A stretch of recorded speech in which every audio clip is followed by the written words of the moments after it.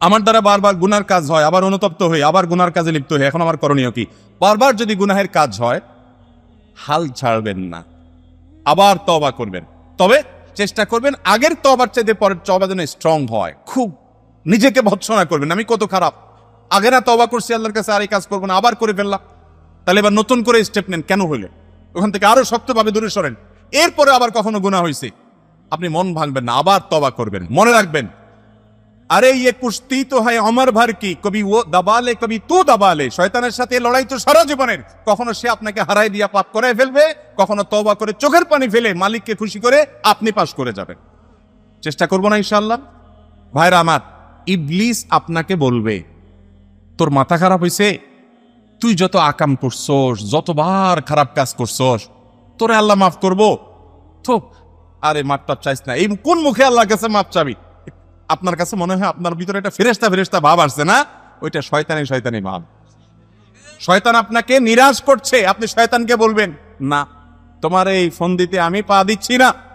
আমার রব আহকামুল হাকিমিন বলেছেন যে লা তাকনাতু মির রাহমাতিল্লাহ ইন্নাল্লাহা ইয়াগফিরুয যুনুবা জামিআ। তোমরা আল্লাহর রহমত থেকে আশা হারাবে না, আল্লাহ সব গুনাহ মাফ করবেন। তুমি আল্লাহর দিকে আগাও। যদি তুমি আগাও, ওয়াল্লাযীনা জাহাদু ফিনা লানাহদিয়ান্নাহুম সুবুলানা, যারা আমার দিকে আগানোর চেষ্টা করবে, আল্লাহ বলেছেন তাকে আমি একটা পথ দেখাবো না। লানাহদিয়ান্নাহুম, লামে তাকিদ, নুনে তাকিদ, ফাকিরা, তিনটা তাকিদ দিয়ে আল্লাহ বলছেন অবশ্যই আমি তাকে একটা রাস্তা দেখাবো না। সে আমার দিকে আসা শুরু করলে আমি বহু রাস্তা খুলে দিব তাকে। যুবকরা গুনাহ ছেড়ে আল্লাহর দিকে আসবো তো ইনশাআল্লাহ? সৎ সাহস করব।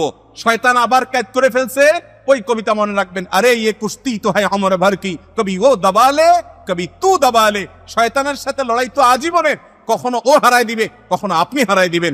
এভাবে করতে করতে শেষ নিঃশ্বাসের আগে আপনি ওরে হারাই দিয়ে যদি যেতে পারেন, শেষটা ভালো যদি করতে পারেন, আল্লাহর কাছে জান্নাত পাবেন।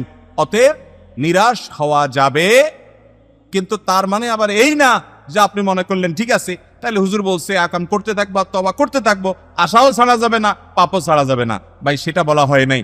আপনার কাছে মলম আছে, কাটা জায়গা লাগাইলে সাথে সাথে রক্ত বন্ধ হয়ে যায়। এই জন্য ঠান্ডা মাথায় ছুরি নিয়ে আপনি হাত কেটে মলম লাগাবেন না। কেটে গেছে তখন লাগাবেন, অতএব পাপ হয়ে গেছে তখন তওবা করবেন।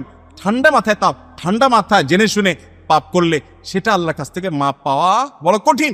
তারপরও নিরাশ হওয়া যাবে না, আল্লাহর কাছে মাপ চাইতে হবে, লজ্জিত হবে, ভৎসনা করতে হবে নিজেকে, শাসন করতে হবে নিজেকে, গুনার পরিবেশ ছেড়ে আসতে হবে, সংগ্রাম করতে হবে, সৎ সাহস করতে হবে। যারা গুনাহ ছেড়ে আসতে পারছেন না, ঈমান দুর্বল হয়ে গেছে, নেককারদের সোহবতে যাবেন, ভালো মানুষদের সাথে থাকবেন, ভালো মোত্তাকি বন্ধু খুঁজবেন। আমি প্রায় বলার চেষ্টা করি, যুবক ভাইরা, এমন কিছু যুবক পাবেন, এমন কিছু বন্ধু পাবেন, জীবন চলে যাবে, হারামের ধারে কাছেও যাবে না, সংগ্রাম করে বেড়া, এদের দাম কোটি কোটি কোটি টাকা। এরকম বন্ধু পাইলে আঁকড়ে ধরেন, তাদের সান্নিধ্যে থাকেন, দেখবেন গুনাহের প্রবণতা দূর হয়ে গেছে ইনশাআল্লাহ। আল্লাহ আমাদের ভাইদেরকে গুনাহ থেকে, আমাদের সবাইকে গুনাহ থেকে বেঁচে থাকার তৌফিক দান।